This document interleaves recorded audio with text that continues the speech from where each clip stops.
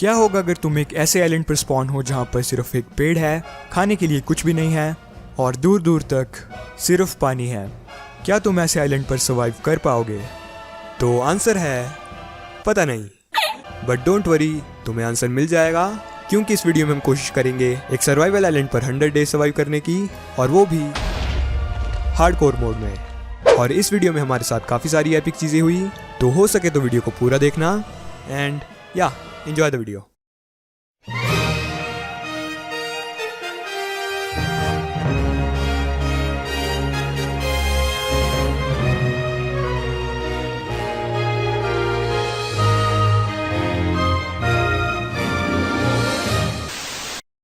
Game शुरू होते ही हमने सबसे पहले पेड़ काटा और उससे हमें मिली 3 ट्री सैपलिंग्स। पेड़ लगाने के बाद हमने अपने लिए एक शॉल बनाया और फिर बीज के लिए घास काटी।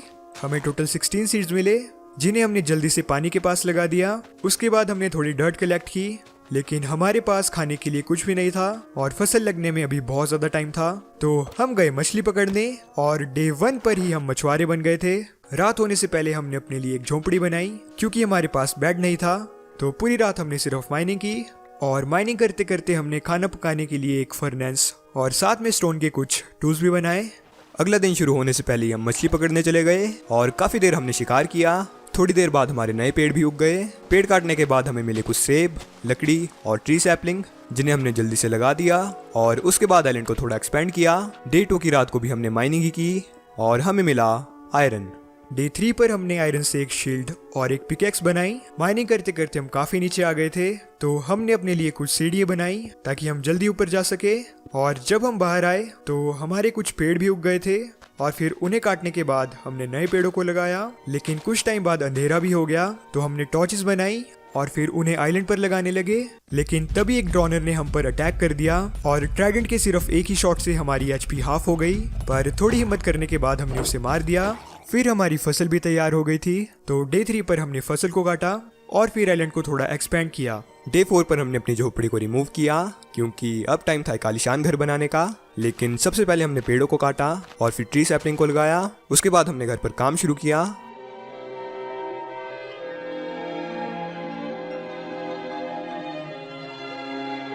और रात तक हमने घर को लगभग पूरा भी कर लिया था, लेकिन फैंटम ने हमारे ऊपर हमला कर दिया। तो हमने काफ़ी देर उनसे फाइट की और उन्हें मारने के बाद हमें मिली फैंटम मेम्ब्रेन, जो कि पोशन बनाने के काफ़ी काम आएगी। डे 5 पर हमने थोड़ी फसल और पेड़ काटे। उसके बाद हमने काफ़ी देर घर पर काम किया और उसकी छत को कंप्लीट किया। फिर हमने थोड़े और पेड़ काटे और अब हम पेड़ों की एक दुकान भी खोल सकते हैं। उसके बाद हमने घर में खिड़की और दरवाजे लगाए, लेकिन घर को थोड़ा और अच्छा बनाने के लिए हमने फ्लोर के लिए स्टोन ब्रिक्स बनाई और फिर सामान को अंदर प्लेस करने के बाद हमारा घर कंप्लीट हो गया।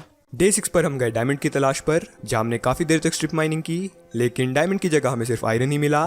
डे 7 पर हमने आयरन से आर्मर बनाया, लेकिन बूट्स के लिए हमारे पास आयरन कम पड़ गया, तो हम गए माइन में और आयरन माइन करने के बाद हम घर वापस आए। उसके बाद हमने थोड़ी फसल काटी, खेत को थोड़ा बड़ा किया और फिर फाइनली आर्मर को कंप्लीट किया। उसके बाद हम दोबारा से गए डायमंड की तलाश पर, और पूरा दिन माइन करने के बाद भी हमें सिर्फ एक डायमंड मिला। डे 8 पर भी हमने अपनी तलाश जारी रखी और इस बार डायमंड के नाम पर हमें सिर्फ एक एमराल्ड मिला, और बेचारी एक पफर फिश ने तो हमारे सामने आत्महत्या ही कर दी। रात को हम घर वापस आए और उसके बाद फसल काटने लगे, लेकिन फिर एक समुद्री ज़ॉम्बी और बड़े चमगादड़ों ने हमारे ऊपर गैंग बनाकर अटैक कर दिया, और एक चमगादड़ तो हमारे घर में ही घुस गया था, जिससे अपनी जान गंवानी पड़ी। डे 9 पर हमने फार्मिंग की और थोड़ी मछलियाँ पकड़ी, और अब हमारे पास ढेर सारे पेड़ भी हो गए थे, तो हमने उनके लिए एक ट्री फार्म बनाने का सोचा और फिर पूरा दिन सिर्फ उसी पर काम किया।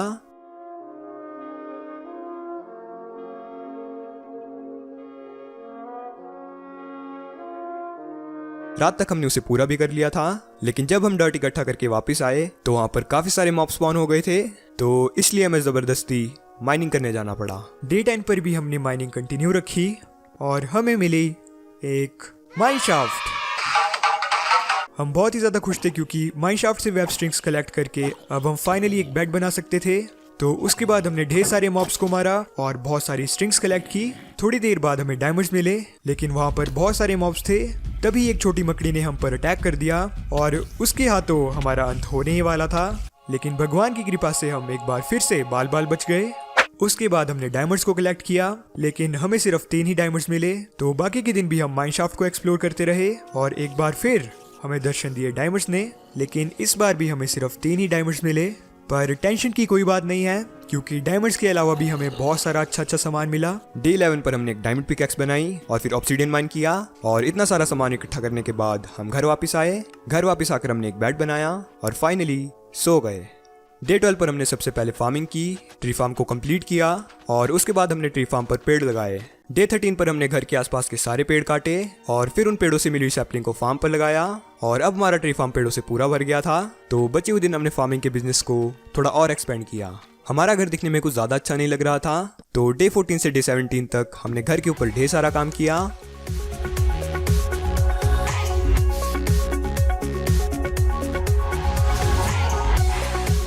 और अब हमारा घर पहले से काफ़ी अच्छा लग रहा था।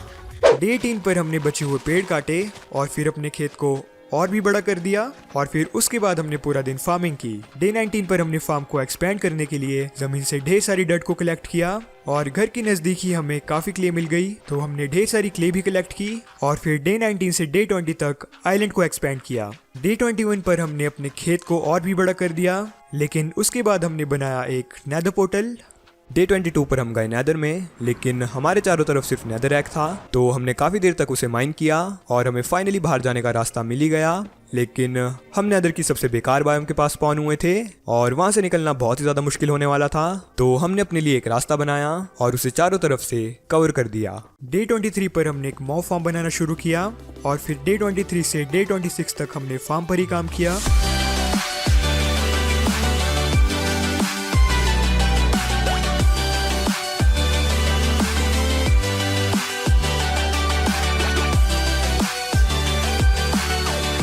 और डे 26 पर हमारा फार्म कंप्लीट हो गया। डे 27 पर हमने पहले फार्मिंग की और उसके बाद हम गए माइनिंग पर। फिर डे 27 और 28 पर हमने माइनशाफ्ट को एक्सप्लोर किया और हमें एक स्पाइडर स्पॉनर मिला और स्पॉनर के पास हमें मिली एक गाजर।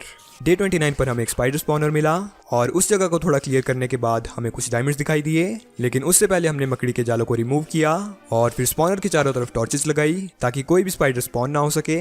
उसके बाद हमने डायमंड्स माइन किए और हमें मिले सिर्फ 2 डायमंड्स, लेकिन उसके बाद भी हमने खोज जारी रखी और हमें एक बार फिर से डायमंड्स मिले, पर इस बार भी सिर्फ 3। डे 30 पर हमें एक ज़ॉम्बी विलेजर मिला, तो हमने उसे जमीन में ट्रैप कर दिया। उसके बाद हमें एक चेस्ट मिली जिसमें थी एक अनब्रेकिंग 2 की बुक, रेल ट्रैक्स और बीटरूट सीड्स। उसके थोड़ी देर बाद हमें एक और चेस्ट मिल गई और इस बार हमें मिले मेलन सीड्स, लेकिन जब हम ज़ॉम्बी विलेजर को देखने गए तो वो गायब हो गया था। #sad life। डे 31 पर हमने मॉब फार्म के पास एक नया खेत बनाया जिसमें हमने गाजर, बीटरूट और मेलन लगाया और फिर थोड़े बहुत मॉब्स को मारा। डे 32 पर हम गए नेदर में और फिर वापस भी आ गए क्योंकि हम मटेरियल लाना भूल गए थे। लेकिन उसके बाद हम दोबारा नेदर में गए एक फोर्ट्रेस ढूंढने और नेदर में जाने के थोड़ी ही देर बाद हम काफ़ी बार मरते मरते बचे। गोल्ड बूस्ट के लिए हम थोड़े बहुत गोल्ड नगेट्स माइन करने लगे, लेकिन तभी एक पिगलिन ने हमारे ऊपर अटैक कर दिया।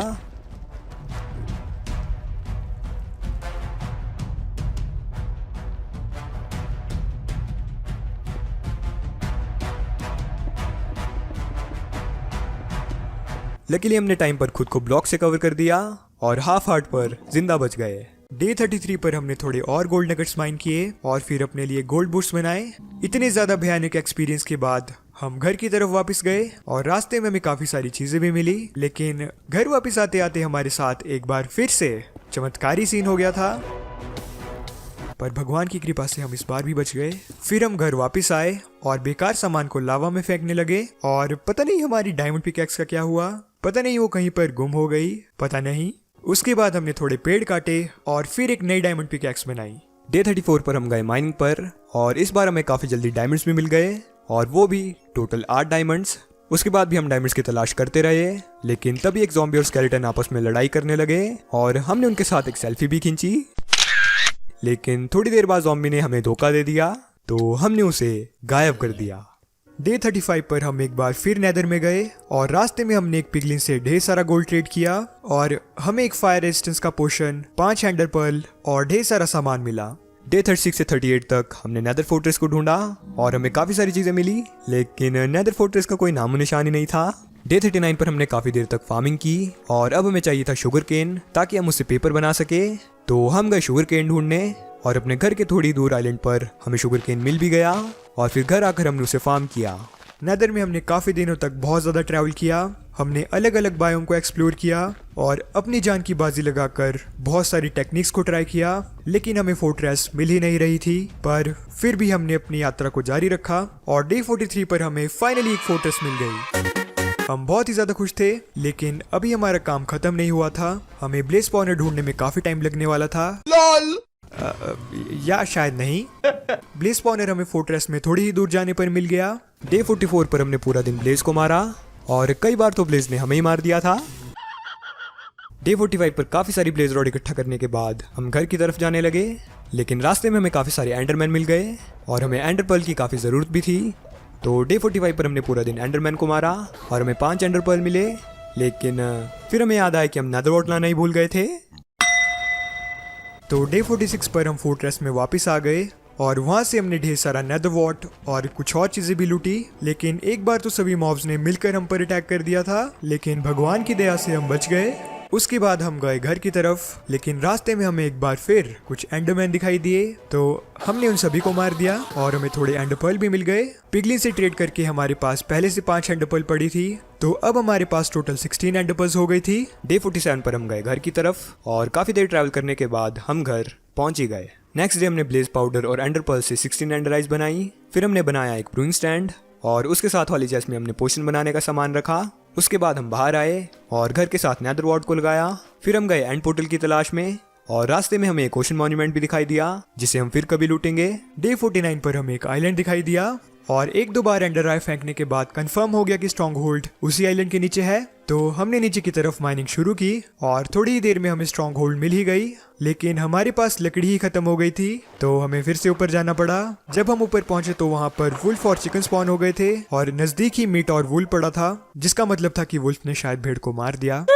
लेकिन हम काफी ज्यादा खुश थे कि हमें कुछ जानवर भी मिल गए जिन्हें हम अपने साथ घर भी ले जा सकते हैं। फिर हमने थोड़ी लकड़ी काटी और उसके बाद हम गए स्ट्रॉन्ग होल्ड में। स्ट्रॉन्ग होल्ड में जाते ही हमें एक लाइब्रेरी मिल गई, जहाँ पर हमने एन्चेंटमेंट रूम के लिए बहुत सारी बुक्स कलेक्ट की और एक चेस्ट से हमें लूटिंग 2 की बुक भी मिली। उसके बाद हमने काफी देर तक एंड पोर्टल की तलाश की और थोड़ी देर में हमें एंड पोर्टल भी मिल गया।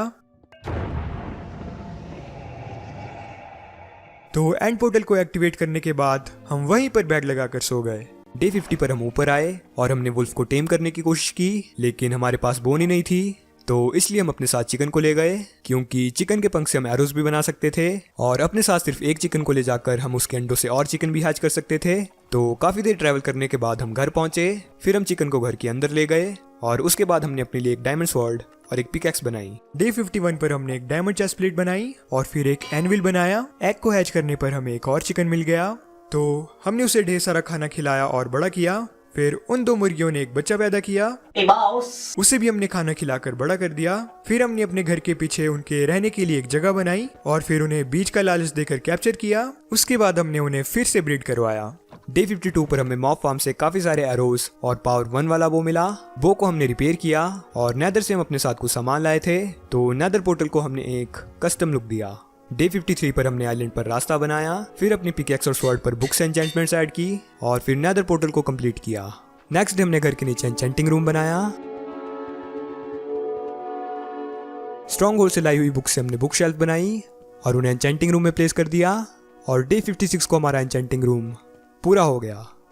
एन्चेंटमेंट करने के लिए हमें एक एन्चेंटमेंट टेबल चाहिए था, लेकिन हमारे पास एक डायमंड कम पड़ रहा था, तो डे 57 पर हम गए डायमंड ढूंढने और डे 59 पर हमें 8 डायमंड मिले, लेकिन हमने सिर्फ एक ही डायमंड माइन किया क्योंकि बाकी के डायमंड्स हम फॉर्चून 3 वाली पिकैक्स से माइन करेंगे। तो हम जल्दी से घर गए और हमने एक एन्चेंटमेंट टेबल बनाया। उसके बाद हमने एक ग्राइंड स्टोन बनाया और अपनी पिकैक्स से पुरानी एन्चेंटमेंट को रिमूव किया। पिकैक्स पर हमें एफिशिएंसी 4 मिल रही थी, बट हमें फॉर्चून 3 चाहिए था, लेकिन फिर भी हमने उसे एन्चेंट किया और हमें उसके साथ फॉर्चून 3 भी मिल गई। हम बहुत ज़्यादा खुश थे, तो इसलिए हम गए डायमंड्स माइन करने और फॉर्चून 3 से माइन करने पर हमें 15 डायमंड्स मिले और डायमंड लेगिंग्स के लिए हमारे पास कुछ डायमंड कम पड़ गए, तो इसलिए हमने माइनिंग कंटिन्यू करने का फैसला किया। कुछ ही देर में हमें दोबारा डायमंड्स मिल गए और हमने जल्दी से डायमंड आर्मर को कंप्लीट कर लिया, लेकिन उसके बाद भी हम रुकने नहीं वाले थे, तो हमने काफ़ी देर तक माइनिंग कंटिन्यू रखी और हमें 2 बार डायमंड्स मिले और अब हमारे पास टोटल 36 डायमंड्स हो गए थे। डे 60 पर हमने चिकन को खाना खिलाया और फिर हमने अपने लिए डायमंड टूल्स बनाए। फिर हमने अपनी स्वॉर्ड से पुरानी एन्चेंटमेंट को रिमूव किया और उसे दोबारा एन्चेंट किया, पर इस बार हमें ज्यादा अच्छी एन्चेंटमेंट नहीं मिली। हम बो को भी एन्चेंट करने लगे, लेकिन लेवल 30 करने के लिए हमें थोड़े और एक्सपीरियंस की जरूरत थी। तो नेक्स्ट डे हमने चिकन्स को ब्रीड करवाया और काफ़ी सारा एक्सपीरियंस गेन किया। फिर हम बो का एन्चेंट करने लगे और हमें उस पर अनब्रेकिंग 3 मिल रहा था और उसके साथ ही हम इन्फिनिटी की उम्मीद भी कर रहे थे, लेकिन हमारे साथ स्कैम हो गया। उसके बाद हमने ट्री फार्म पर थोड़ा काम किया। फिर हमने मॉ फार्म के ऊपर AF के रूम बनाने का सोचा और उस पर काम शुरू कर दिया। नेक्स्ट डे हमने उसे पूरा कर लिया और फिर बाकी के दिन फार्मिंग की। डे 63 पर हमने एक बार फिर चिकन्स को ब्रीड करवाया और फिर उनके एग्स को हैच किया। अब हमारे पास बहुत ही सारे चिकन हो गए थे। उसके बाद हमने गन्नों के बिजनेस को थोड़ा और बढ़ाया, लेकिन पानी में एक स्लाइम स्पॉन हो गया था, तो हमने उसे मारा और फिर स्लाइम बॉल्स इकट्ठा की। डे 64 पर हमने घर पर थोड़ा काम किया। उसके बाद हमने चिकन्स को ब्रीड करवाया और अब हमारा लेवल 30 हो गया था, जिसका मतलब था कि हम आर्मर को एन्चेंट कर सकते थे। तो हमने डायमंड आर्मर को पूरा एन्चेंट किया और उसके बाद भी हमारे पास थोड़े लेवल्स बच गए थे, तो उनसे हमने थोड़े टूल्स को एन्चेंट कर दिया और हमें काफ़ी सारी अच्छी एन्चेंटमेंट्स मिली। लास्ट के कुछ दिन हमारे लिए बहुत ज़्यादा लकी थे और अब टाइम था एंडर ड्रैगन को मारने का, या शायद नहीं। सब कुछ सही जा रहा था, लेकिन मॉ फार्म की तरफ से एक क्रीपर आ गया और खुद को एन्चेंटेड डायमंड आर्मर और शील्ड से कवर करने के बाद भी हम नहीं बच पाए।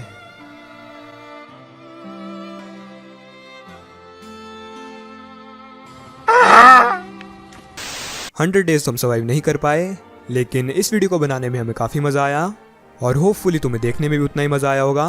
और हम कोशिश कर रहे हैं कि हम इस मंथ 10 के सब्सक्राइबर्स क्रॉस कर सके, तो हो सके तो इस वीडियो को अपने किसी दोस्त के साथ भी शेयर करना।